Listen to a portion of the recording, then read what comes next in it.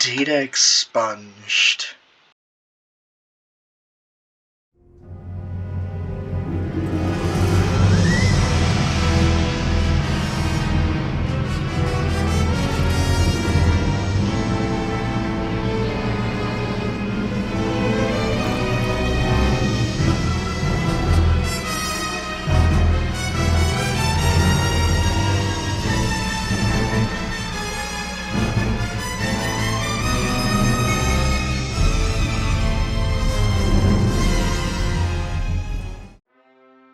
Hey guys, it's me, Minecraft World. Welcome to one monstrous moment. This is the first time I've done this, but this is something that I wanted to do since, well, it's been started. It is not by Nandovi Movies, but it was inspired by Nandovi Movies. It's intended to be, a collaborative project between Kaiju fans and Kaiju tubers set up by Omni Viewer, link in the description, to talk about a specific scene that we enjoy from a Kaiju property. I'll talk more about that at the end of the video. But today, I wanted to ask you a question and try to answer it myself. How does one go about making a Kaiju fight scary? That is a question that I want to propose because Kaiju is nothing new to fiction. I mean, look at the two big ones, Gojira in 1954 and King Kong in 1933. The former more so than the latter. And all the other giant monster movies that come from the 50s and early 60s. Hell, for a recent example, 2008's Cloverfield. That might be stretching the term recent, but still. But the concept of two giant monsters fighting each other is not in the horror genre. It hasn't really been utilized much by Kaiju horror movies. I do hope we do get more Kaiju horror movies. Kaiju movies that are straight horror. But the concept of two giant monsters trying to kill each other, it's not at all prevalent in horror. And there's a simple reason for that, I think.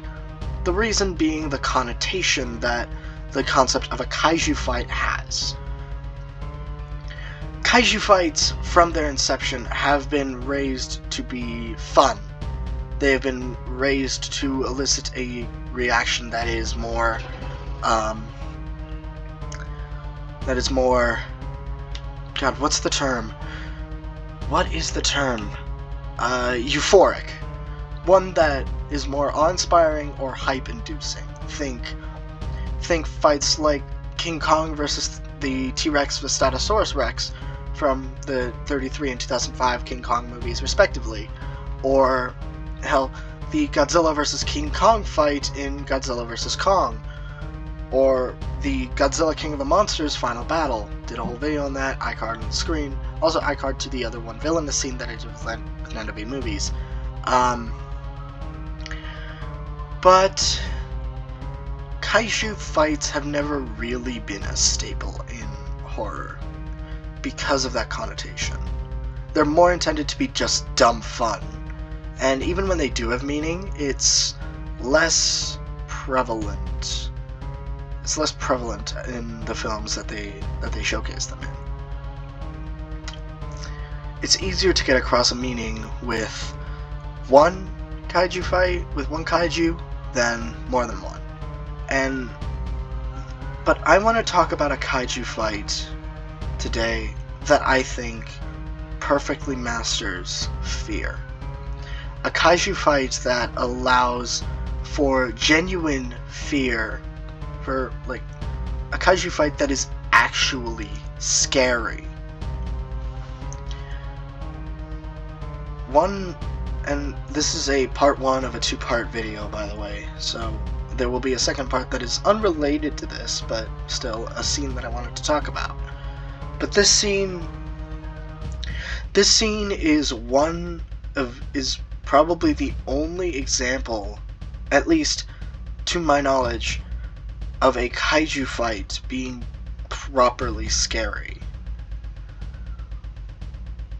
To answer the question that I posed to you today, that I brought up today, how do you make a kaiju fight scary? To answer that question, I want to talk about the Shibuya District attack from Gamera 3, The Revenge of Iris.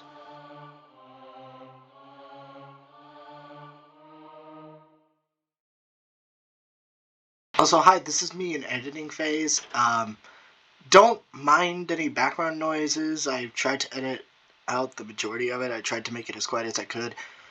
There's a part where the Roomba interrupts like a monologue part, so yeah, I'm too lazy to get it out. I'm unwilling to get it out. I just cut parts of the clips where I'm not talking, so, yeah, please don't mind any background noises. Yeah.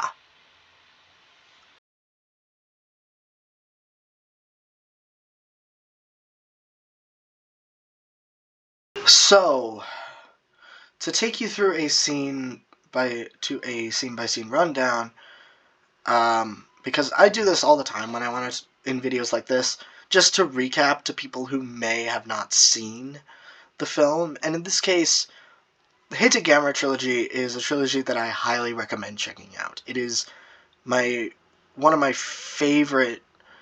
number one favorite movie trilogies overall, and some of my favorite movies in history.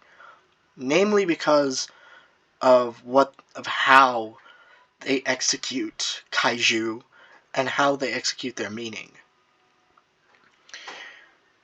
And Revenge of Iris has this in spades. This is my favorite of the trilogy, and for good reason. If you watch these, they're fantastic. They're from the 90s, but they hold up amazingly.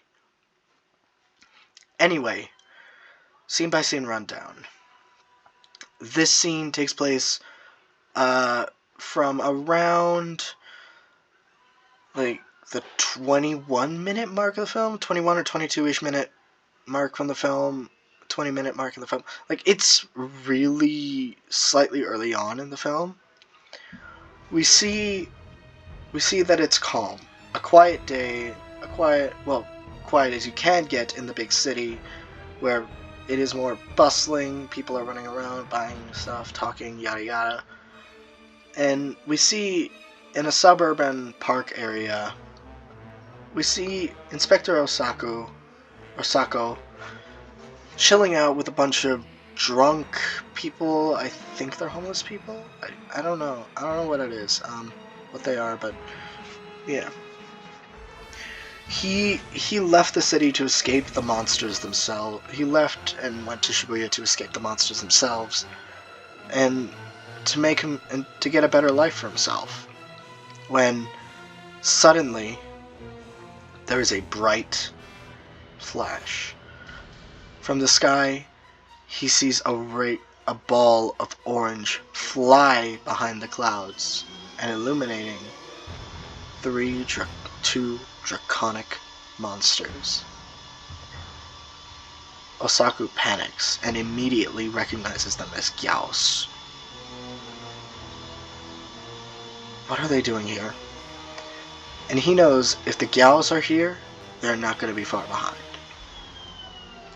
Suddenly, there's an explosion. An explosion careens across the sky over Shibuya as something has been set off or lit on fire. We see a burning corpse of a Gyaos falling towards the ground. The people notice and are not alarmed immediately. That is until the thing crashes into a building. The screeches of the Gyaos are heard overhead, but so is a whirring sound. And from the sky lands a spinning UFO. encircled by a bluish white and spinning rapidly counterclockwise. The sockets turn steamy and blast a jet ray. The shell transforms, sprouting ahead as Gamera reveals himself to the people of Shibuya and roars, announcing his arrival. He lands and crushes multiple people below him, destroying an entire city street, and begins his hunt for the Gyaos as the people scramble away from Gamera. We see the shockwave after Gamera landing, launching people back into their homes as they're shocked and utterly terrified. The people scramble, hurrying away as Gamera marches through the city, through the destroyed Shibuya, and prepare and hunts down, inevitably hearing the Gyaos screeching. He turns around, and the Gyaos looks up at him, screeching, begging for mercy as Gamera stares down and sizes up his prey. I say prey in this case because Gyaos really cannot fight back. Gamera then begins emitting steam. Smoke begins lightly at first, but then in mass amounts rising from his mouth. His mouth glows orange. The people ready themselves, prepare to run. The Gyaos' pleas become harder, but Gamera, unfazed by this pathetic animal, blasts it, incinerating an entire city block with a single blast, boiling it alive and destroying the Gyaos and the people in its vicinity. I want to take a moment here to discuss the scene real quick. I will continue with the summary recap because this is not the entire scene, but I want to pause and discuss what we have here because story-wise, this is excellent. But it also sets up a point later that I will come back to once I finish the recap. We know from Gamera's two prior films that Gamera is a benevolent and mostly merciful creature. I say mostly because he can and will deal hard press damage, most often unintentionally. He knows that he notices that he's destroying stuff, and he does show signs of regret to it. He's willing to attempt to minimize as much damage as he does earlier. But here, Gamera is barely fazed by any of it. He knowingly lands on the ground as the people are running away from him and hiding in fear. He knows the people are afraid of him and is just unfazed, as his target is not them. They're just in his way. Gamera normally would be willing to evade the people as best as he could, as showcased in Attack of the Legion especially, willing to sacrifice his life for anything he's got. But here, Gamera comes off as less of a benevolent creature and more like something one should fear. And fear him they do. As Gamera marches through, he showcases his destructive capabilities. He knows that he's destroying stuff, but he doesn't care. He knows that he's trampling people beneath him, but he isn't interested. The Gyaos is his target.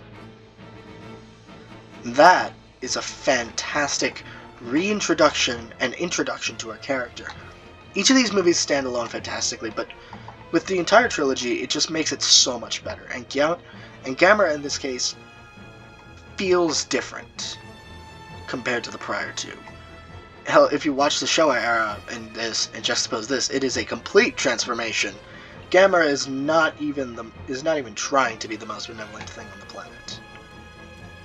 However, I will come back to this because there's one scene that changes this up. Anyway, we then see a bit of like human action.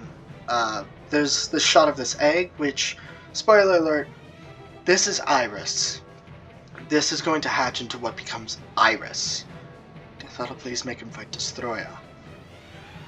Anyway, we then get this shot of, we then get the scene of the human military, of the humans, talking about the situation and the Gyaos, and then someone runs in and hurries to let the Prime Minister know of what's going on. And we see what is going on. Gamera lumbers through Shibuya. We see this fantastic shot of the ground lit on fire, and Gamera walking from behind a building and announcing his presence yet again. And we know what he's looking for. He's looking for the Gyaos. Remember, there were two. He got one. We're just waiting for the other. And the other we see. We get this gorgeous aerial shot of the Gyaos falling behind the Gyaos as it swoops from the clouds and dodges and weaves through buildings and fires its laser. Then proceed to follow with another fantastic shot of a building being reflected from another building, the laser cutting through the reflected building, and through the reflection, the building crumbles to the floor. Oh my god, I love this so much. This is one of my favorite shots of the whole trilogy, though it's not my number one favorite. That would be a different shot, one from later in this film, where where we see through a puddle, Gamera charges at Iris and tackles it. I have it on screen right now. But it's still gorgeous. We then cut to the ground and see a young child who's running and trips and loses his mother. The boy looks up to see Gamera lumbering over him and roaring, challenging the Gyaos, whom fires its laser once again. The boy ducks, knowing that the Gyaos is going to cut him, but Gamera reaches his arm out and protects the child, deflecting the laser and hurting his wrist in the process. You remember what I said earlier about Gamera's introduction being that this shows that he's not as merciful as he once was? This shows that he still has a hint of mercy. Whilst he's well aware of the damage that he's causing the Gyaos, and that the Gyaos are his number one priority, he still understands the lives that he and the Gyaos are costing with all this destruction. And he goes about saving one. A child. Gamera is pissed. The Gyaos closes in and Gamera fires 3 consecutive fire blasts. Then get another ground shot on the low angle with multiple people as the fire blasts soar across the sky and slam into the streets, causing a cascade, a wave of fire and heat to flood through the alleys, streets, and buildings, sending people, cars, and other things flying into the sky and incinerating them in one go. We then see Dr. Osako from the ground watching the chaos as another fireball slams into a building that the Gyaos dodged. Osako is in absolute terror. He remembers the Gyaos fight from 1995 and is reliving that memory here. And then the Gyaos turns around and prepares another attack, but Gamera slams it repeatedly. 4 consecutive fireballs in one shot, incinerating the thing entirely and making it explode. The chunks fall as Inspector Osako runs away with the other people, the drunk people he was with, but they get crushed, leaving him to survive. We then cut back to the child. and the mother calling his name, Tetsuya. The boy looks behind him, and in tears, he states, Gamera saved me. Twice, he repeats this. We then end the scene on a haunting final shot. Shibuya in flames, and the screams echoing across the buildings.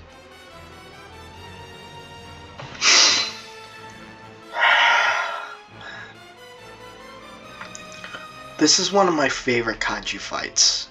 One of my favorite action scenes in history. Like, in all of fiction. Because it's a different kind of kaiju fight. I ask you again, how do you make a kaiju fight scary?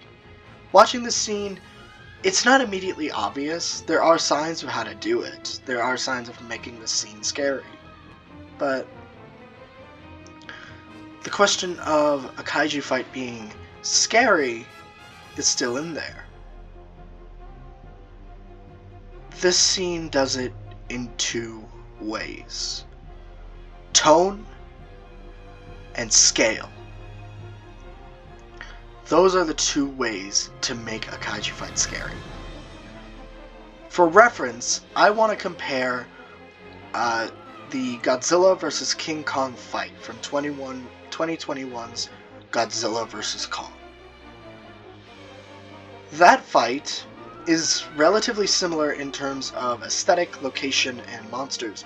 You have a giant reptilian fire-spewing one, and another smaller, yet faster monster. Kong can't fly, but still. But he can jump really good. I want to contrast the two things this does. First, tone. The Shibuya District attack immediately establishes the tone for the monster fights in this film. Gamera's introduction especially has a very haunting and dreadful feel compared to more akin to Godzilla's arrival, like Godzilla's introduction, which I originally wanted to talk about, but I couldn't get the clip. I couldn't find good clips of that. Or Godzilla's arrival in Tokyo, if you want to be that. However, this scene is different because we know who Gamera is. Like I stated, Gamera, as priorly stated, is a very merciful kaiju, especially in this iteration. Well, less so in this iteration, but still, he has elements of that mercy. He's willing to hold back and is willing to try to do as little damage as he could and protect as many people as he could. Whereas here, he is going about and destroying as many lives as possible, killing as much as possible, and he knows it. However, there's that mercy scene. But that's one shining beacon in a very apocalyptic sequence. One scene to lighten the mood is not enough to change it entirely. Most of the time. In this case, it's more of a tragic lightning. Gamera did save a kid, but at what cost? The tone of this scene sets up a very apocalyptic and destructive atmosphere, and immediately knows that these monsters, that this movie, it immediately tells the audience that this movie is going to be different. This movie is different even from the other two that precede it. And by doing that, it sets up a fearful and apocalyptic atmosphere that gives the viewer a genuine sense of dread when they see a giant monster on screen. However, the other thing the scene does to make it scary is scale. Comparing this to Godzilla vs. King Kong for a moment, that movie does have some fantastic shots of scale, most notably this one, which parallels this office shot, and this one right here, which which parallels this shot. But more often than not, we're at eye level or just above for the kaiju. We are seeing from their perspective, and we are following them. We are not looking at it from a human-born perspective.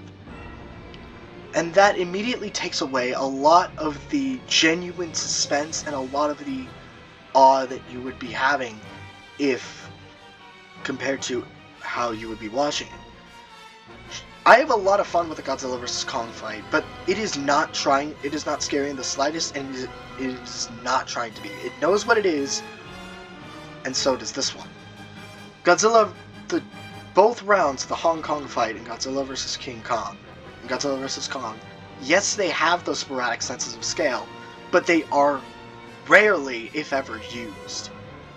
Most notably, some of the best senses of scale are this shot right here of Kong jumping away and being hit by the atomic breath, and this shot of the office building, which I stated earlier is reminiscent of Gamera's shot in the office building. Those give a sense of a human perspective, and you do need that in a kaiju fight because you want to see how you want to know that these monsters are big. 2014's kaiju fight, for as hard to see as they are, at least understands this. And that adds a sense of dread and fear to these monsters, as well as a sense of tragedy. It would be scary if you could actually see them, though. Gamera, Revenge of Iris, you can see them, and you get that sense of scale.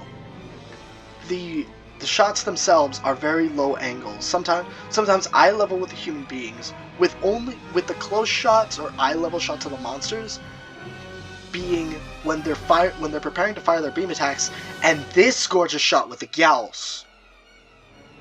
We get, more often than not throughout this entire fight, we get a gorgeous sense of scale that is only really, and a gorgeous sense of apocalyptic tone through that scale. Everything is bright and everything is lit up using a fire, a very overwhelming warm glow. And when silhouettes are on screen, it's caused by fire. This shot especially showcasing how Gamera is a lot more demonic. After Gamera incinerated the first Gyaos, showcases the sense of scale that we're going for. And one last thing, I want to go back to the child scene, that ending note that we end the entire scene on. That last line is almost used as tragic irony and juxtaposition.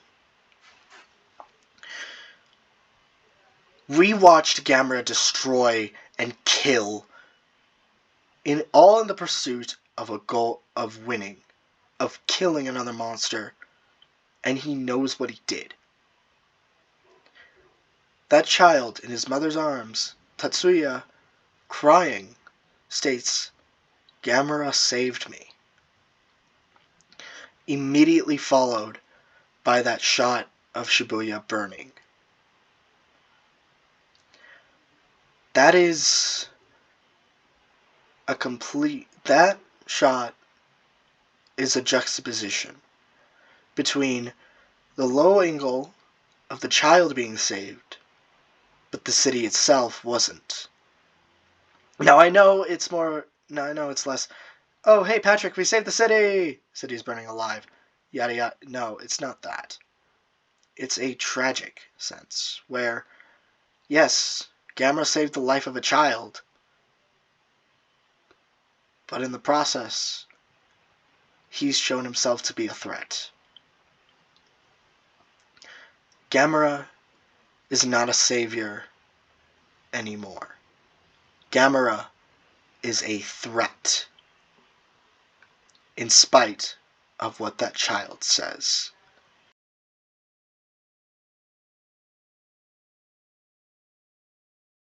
Hey guys, it's me, Minecraft World.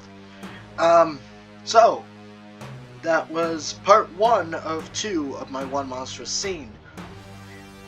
This is a collaboration between Kaiju fans, where, not with Nando V Movies actually, where, Omni Viewer, a more known Kaiju tuber, brings us kaiju fans together, and we talk about a specific scene that we like, usually our favorites, or an important scene, and why it's important.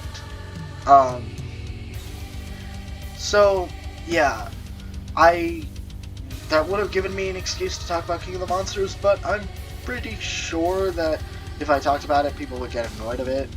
And I feel like I've done it justice more than once with the 1X scenes that I did on it. Like I said, links, I had the iCard earlier, and there's a link in the description for both videos, and at the end screen for both videos, and a link in the description to Omni Viewer's channel and to the One Monstrous Moment playlist. I am genuinely really excited for all of this. This is my first time doing it, and like I said, this is a part 1. I plan to do this again the next time he does it, just like I do with the 1X scenes with Nandovi movies, so yeah. But yeah, this is a part 1 of 2, and part 2 will be coming out soon. In fact, right after I finish editing this, I will begin recording, so yay. But yeah, stick around for part 2, for One Monstrous Moment Ultra Edition, I forgot what it's called, part 2, Maigo's Revenge, Project Nemesis. Hey guys, it's me, Minecraft World. So I'm re-editing this video after like a week or 2 after I recorded it. And I've decided I don't really want to do the part 2 for my One Monstrous Moment. I am in a bit of a mess right now. I'm vacation, work, shenanigans, school is mostly something that I'm gonna have to worry about right now. And I have other personal projects on my mind, so yeah, I don't really want to do that right now. I might just do it as my own separate video, and yeah, I'm just tired right now. I just finished another test animation. I just hung out with some family, so yeah. I'm not really willing to do a part 2. I might do it in the future, I don't know. I might do it for the next Monstrous Moment. I might do something different. I'm like, if I do another One Monstrous Moment, I might want to try to talk about that Godzilla introduction scene again, or maybe the puddle shot from from Revenge of Iris, the one that I brought up earlier as my favorite shot of the entire movie. So, yeah. That's all I wanted to do. Take care, guys. Peace. And yeah, I was gonna say Merry Christmas, but this is coming out on January 11th, and I'm gonna be late. It's gonna be late for that, but yeah.